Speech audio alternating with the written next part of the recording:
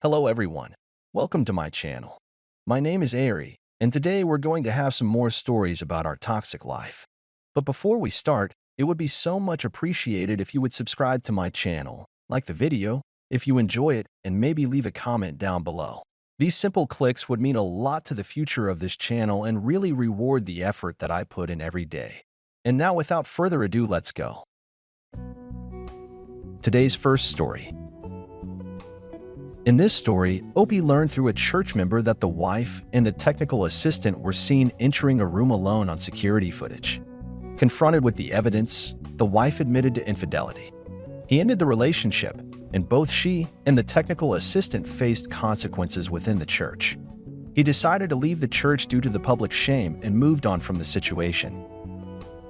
Now let's get into the story. My ex and I have attended the same church since we were kids. Well, not anymore, and you'll understand at the end. We started dating each other when she was 20 and I was 21. Our parents were both strict in our religion and expected us to abstain from intimate until marriage. We agreed at first, but it became quite a challenge, and we did it a few times around the time I proposed. We began attending separate Bible study groups for men and women. Each group would discuss things like how important it was to keep yourself pure until marriage under God, what was expected of a Christian wife or husband, and stuff like that. These groups met at the same time once a week, and I would drive my fiancée home afterward. One night, I waited an extra 10 minutes for her to come out of the church. It wasn't too odd to me, and I didn't ask anything. She seemed happy and fine. The next week, I waited 15 minutes. This time, I asked what held her up. She said she likes talking to one of the leaders after the lesson to get a better understanding of it. I didn't want to push any further, so I let it go. The next week, as I'm waiting for her to come out of the church, one of the women from her group knocked on my window. She says she wants to let me know that my fiancé has been staying later to talk to a man that helps out with sound tech during their meetings. This really took me by surprise. She was staying later to talk to another man. I'd been under the impression only women were allowed in the group, including staff. When my clients finally got back to the car, I asked her about it. She got defensive and asked why it's a big deal for her to talk to a church leader about Bible lessons. I clarified that this man doesn't participate in the women's group. He's only there as a technical assistant. Then I asked why she was talking to him about the lessons of such a personal journey. She just shrugged and said she didn't think anyone from the church was off limits for Bible discussions. I asked her to stop talking to him altogether, and she agreed to stop so that I wouldn't worry. The next week, I was waiting for her to get back to the car when I got a text from her that said she'd already gotten her ride home from a girl in the group. This really upset me. The church doors only opened from the inside this late at night. I tried calling her several times, but she didn't answer. As a woman was walking back to her car, I asked her if she happened to see my finance inside. She said no, the room was empty. I drove to her house and knocked on the door. No one answered. I assumed it was because they were sleeping and I didn't have a key. I decided to give up for the night and had faith that the truth would soon be revealed. On Sunday morning after the service, a church leader waited until my fiancé went into the bathroom to pull me aside and tell me some concerning news. We went into a little security room with some other church staff and lots of screens. They directed my attention to one screen and apologized for having to show me this. In the video, my fiancé can be seen with the tech man going into a room alone. They emerge later looking pleased. I ask if they have video footage of the room they went into too, and they say yes, but that I wouldn't want to see that. The man in question was most definitely not aware there was a camera in that room as well. I'm sure my face was bright red at this point. I hated her for embarrassing me like this. I still do a little bit. Someone left the security room to retrieve my fiancé and the man in question. Funny coincidence that they were chatting with each other when he found them. As soon as they enter the room, they know this is bad. The guy tries to leave immediately, but he's stopped by the pastor of the church. He says that we need to discuss this and the repercussions that will follow. After the clip of them going in the room played, my fiancé's tears started flowing and she told me she was sorry. I told her that we were over and got our engagement ring back. She loudly sobbed while the pastor told the guy he's fired and may have charges pressed against him. He then left the room and I followed him, brushing past my ex. I followed him outside and heavily considered fighting him, but I didn't feel like I needed to. My fiancée caught up to me and started begging for forgiveness. I told her that she has ultimately shamed herself, her faith in me. There's no way she can recover my trust, and it would be much easier for me to just move on and start over new for the next few weeks at church. Everyone was talking about her, him, and their shame. They didn't attend the church anymore. Everyone stole glances at me as I walked by, and only a few people attempted to console me about it. It didn't take long for me to decide I needed a new church. My ex lost all credibility with the people she held closest to her. I can only hope to find a good wife that holds the same values I do. Today's second story. In this story, Opie discovers his wife is having an affair with her therapist, Dr. Tom. Initially dismissing suspicions, he hires a private investigator who provides evidence of their intimacy. Confronting him, she denies at first but admits the truth to her family. In retaliation, he exposes the affair, leading to his disownment. Despite her pleas for forgiveness, he decides to file for divorce, acknowledging the irreparable damage to their relationship. The process is emotionally challenging, but he ultimately focuses on moving forward and rebuilding his life. Now let's get into the story. I never thought I would be the one writing a story like this, but here I am, sitting at my desk, trying to make sense of what happened. It all started a few months ago when I started to notice that something wasn't right with my wife, Rachel. We had been married for 10 years, and for the most part, things had been good between us. We loved each other and were committed to making our relationship work. But lately, Rachel had been acting strange. She was distant and preoccupied, and when I asked her about it, she brushed it off and told me that she was just stressed with work. But I couldn't shake the feeling that something wasn't right. I had always trusted Rachel, but my gut was telling me that something was off. And then I started to notice something else. Rachel was spending a lot of time with her therapist, Dr. Tom. At first, I didn't think much of it. Rachel had always been open about her therapy sessions, and I had always supported her in seeking help when she needed it. But as time went on, I started to feel like there was more to the story. Dr. Tom seemed to be around a lot more than a typical therapist should be. He was always calling and texting Rachel, and she seemed to be hiding something from me. I started to get the feeling that something was going on between them. I tried to push my suspicions aside and tell myself that I was being paranoid. But the more I thought about it, the more certain I became that something wasn't right. And so I made a decision. I was going to hire a private investigator to find out the truth. I knew I had to be careful about how I approached Rachel about my suspicions. I didn't want to accuse her of anything without any proof, and I didn't want to cause any unnecessary tension in our relationship. So I waited for the right moment. And when we were alone one evening, I gently broached the subject. I told her I knew she'd been spending a lot of time with Dr. Tom lately and that I just wanted to make sure everything is okay between us. I support her in her therapy, but I can't shake the feeling that something is going on between them. Rachel looked at me with a hard expression. She would angrily spit back about how I could even insinuate such a thing. She said it was ridiculous and that I need to have more faith in her. I could tell that my words had struck a nerve, and I immediately regretted bringing it up, telling her I'm sorry for even bringing it up, and that I just wanted to make sure everything was ok. But Rachel wasn't satisfied with my apology. She continued to deny any wrongdoing, and she even went as far as to gaslight me, making me feel like I was the one in the wrong for even questioning her. She told me I am paranoid and jealous.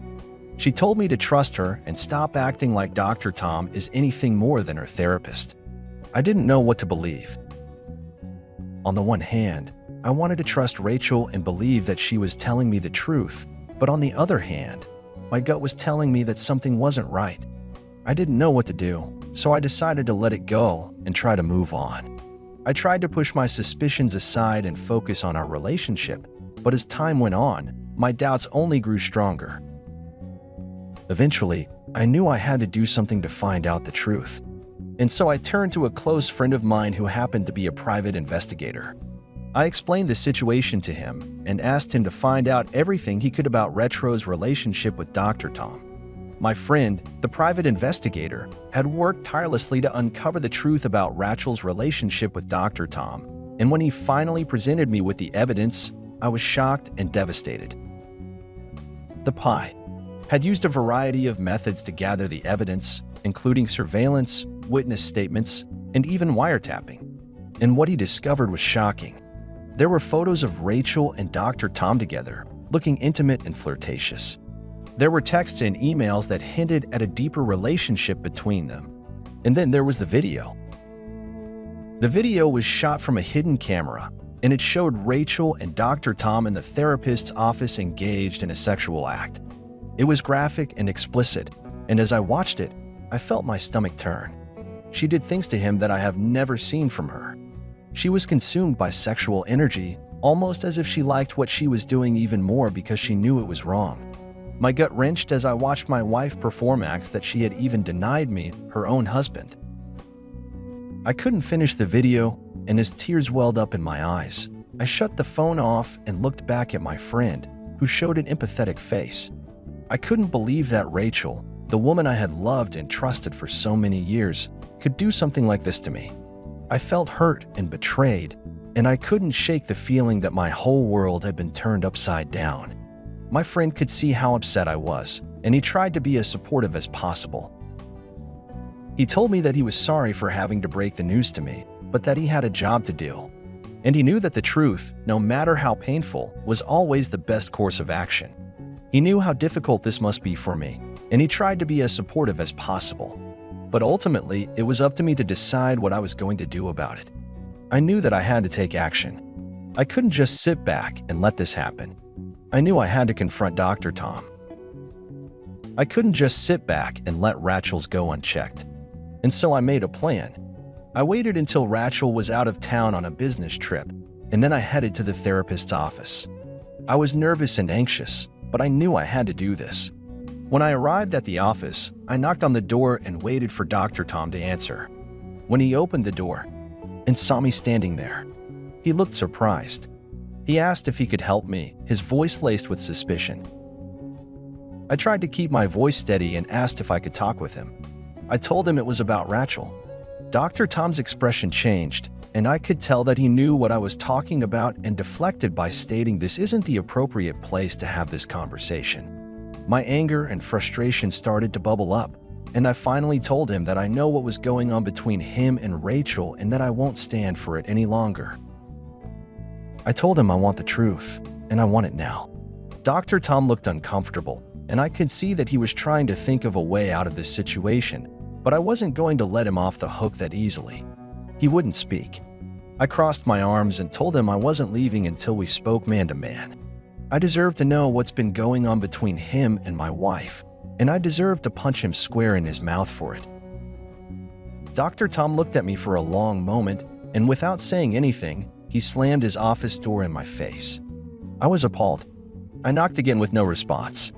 After days of stewing in my home, waiting for my wife to return, I lost my hatred for Tom and directed my rage at my wife. Tom knew better, but he was single. My wife has an obligation to tell me the truth. If she wants to play dumb, then I have something else coming for her.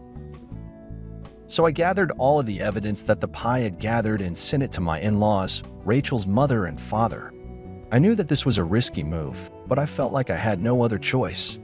I couldn't just let Rachel's betrayal go unpunished. Rachel's parents were shocked and devastated when they saw the evidence. They had always thought that Rachel was a good, faithful wife, and they couldn't believe that she had cheated on me. Rachel's mother was particularly upset. She had always been close with Rachel, and she couldn't understand why her daughter would do something like this. She cried and begged Rachel to come clean and tell the truth, but Rachel just denied everything and tried to downplay the situation. Rachel's father was equally disappointed. He had always been proud of Rachel and had always supported her, and he couldn't understand why she would betray the family in such a hurtful way. She tried to deny everything at first, but when it became clear that her family wasn't going to believe her lie, as she broke down and admitted the truth. She told me that she had been unhappy and unfulfilled in our relationship and that she had turned to Dr. Tom for comfort and support. I was hurt and angry when I heard her confession, but I also felt a sense of relief. Finally, the truth was out in the open, and I knew that we could start to move forward. Rachel begged for my forgiveness and promised to do whatever it took to make things right. But I knew that I couldn't just let this go. Rachel had betrayed me in the deepest and most hurtful way possible, and I couldn't just brush it aside and pretend like everything was okay. The relationship between me and Rachel's family was strained, to say the least. They were upset with me for exposing Rachel's infidelity, and they felt like I had humiliated their daughter and caused unnecessary pain. But I knew that I had done what I had to do. I couldn't just sit back and do nothing while Rachel continued to cheat on me. As a result of my actions, Rachel was disowned by her family. She was left alone and shunned by the people she had always relied on for support. And for me, it was a small measure of revenge for the pain that she had caused me. Rachel begged for my forgiveness and promised to do what it took to make things right. But I couldn't just let everything go. Rachel had betrayed me in the worst possible way, and I knew that I needed some time to heal and figure out what I wanted. I told Rachel that I needed some space, and I suggested that we take a break from each other for a while. Rachel was heartbroken, but she knew that she had brought this on herself. And so we went our separate ways with the understanding that we needed some time to heal and figure out what we wanted. As for Dr. Tom, he was out of the picture. I had no interest in talking to him again, and I knew that Rachel felt the same way. He had played a part in ruining our relationship, and I wanted nothing to do with him. As the days and weeks past struggled to come to terms with what had happened, I was heartbroken and angry, and it was difficult for me to move on. But eventually, I knew that I had to take action. I couldn't just sit back and let Rachel's betrayal define my life, and so I decided to file for divorce. It was a difficult decision, but I knew it was the right one. Rachel and I had our chances, and I knew that we couldn't go back to the way things were. The divorce process was long and painful, but eventually it was over. Rachel and I went our separate ways, and I tried to move on with my life.